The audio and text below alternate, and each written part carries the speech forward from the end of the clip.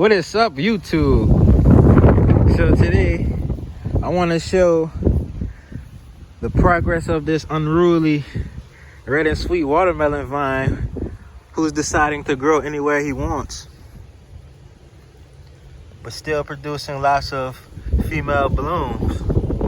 So we can see inside of here how wet that is. You can see a lot of moisture in there, so I'm not gonna bother attempting to pollinate this one.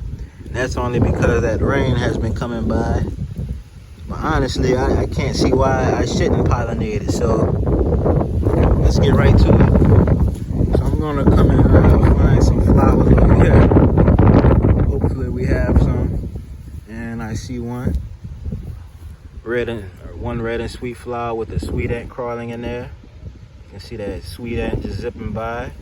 I'm gonna pluck that flower there. We have another vine over here, which doesn't seem to, or yeah, it does. We have a second flower. So these flowers are from two separate vines of the red and sweet variety. So that's perfect for pollination. You can see these are doing nicely. Bananas are blowing over. How did that happen? You can see they are doing nicely. This one is forming a second leader right here, which is vining out quite well. Here's the main leader going that way, and that's about 4 feet in length. These had minimal fertilizer. It's growing from out this 6-inch container. Let's get to this pollination. Fruit set is starting to take now. How large that female bloom is that was pollinated a couple days ago. You can see some brown marks under there. That's just due to this vine constantly blowing against this this netting that's supporting it. So I put the leaf behind the fruit set in order to deter those marks from forming. So I'm gonna come here and come pollinate the first female bloom that I saw today. I actually didn't realize we had some. So I'm gonna pollinate that right quick, just because red and sweet is so rare. And it's like we brought that sweet ant along with us. Lots of pollen in there. Let's get to it. I think when the pollen is wet, that makes it more able to stick to the female bloom. So I'm just gonna pollinate while that flower is still wet. And this one also has a sweet ant in there, which symbolizes lots of pollen to be collected. So we're gonna throw that in there, mix it around a little bit. And we're just gonna leave those two flowers. And I'm gonna take a third flower, and this one is gonna come from the actual vine. Nope.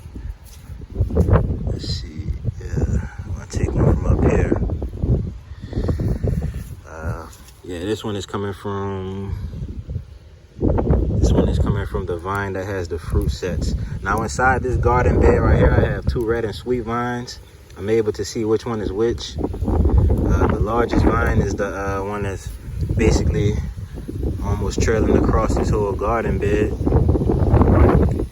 So hopefully that's a third fruit set. Now I want to show y'all why I know my other flower, why I have two fruit sets. I want to find the fruit set that basically stopped the growing, so it needs to be called off. Here it is right here. How small that is. You can see the bloom on that one is dead. So this one is long ago. This one was long pollinated a few days ago. I want you to notice this umbilical. Let's try to take that with us. All right. I want y'all to notice this umbilical, the size of it. And then notice the size of this umbilical right here. So a swelling umbilical means the fruit set itself is also swelling. So you can see the umbilical that I'm holding is much smaller than this other flower. And this is a newer flower. This one opened up 2 days ago. This one opened up maybe 3 days ago to 4 days ago. So the newer the flower, the higher the chance of pollination. Let's put it next to it just so we can see. A couple of days makes a big difference when pollination comes into play. So that's one flower. Now let's go check out our larger one. And maybe we may spot some more female blooms on the way. Nope, that was the only one.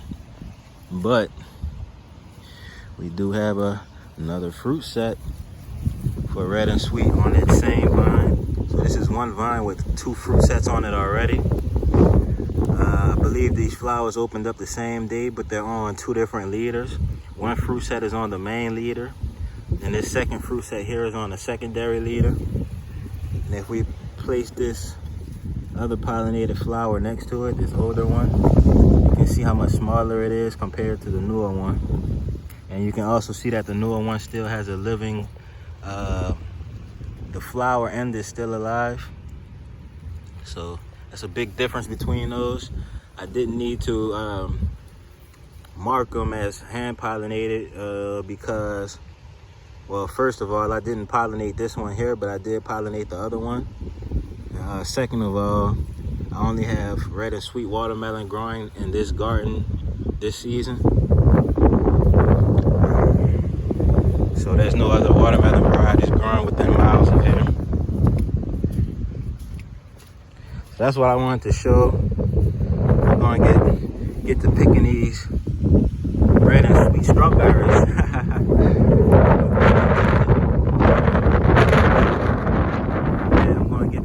Strawberries. I have some work ahead of me, but I just wanted to give y'all that quick update of the red and sweet watermelon variety. This flower here was called off, and for obvious reasons. It was called off, so we're gonna toss that one. And I say, why not take another flower and pollinate again? Won't hurt anything, now will it? Is there a such thing as too much pollen? I highly doubt it. Is there a such thing as too little pollen? Definitely. So the wind blew those other blooms off, and we're just gonna leave this one now until that blows off. See y'all in the next one. I have the red and sweet growing around these strawberries to help shade them out when the summer comes. 6-inch containers, just so I can show y'all the 6-inch container. Right there, that's where red and sweet is growing, and here's his trunk, its stem. You can see that going right into the soil, and you can see some this was a leaf right there, but this is the main stem. All right. Looking forward to this variety and many more fruit sets.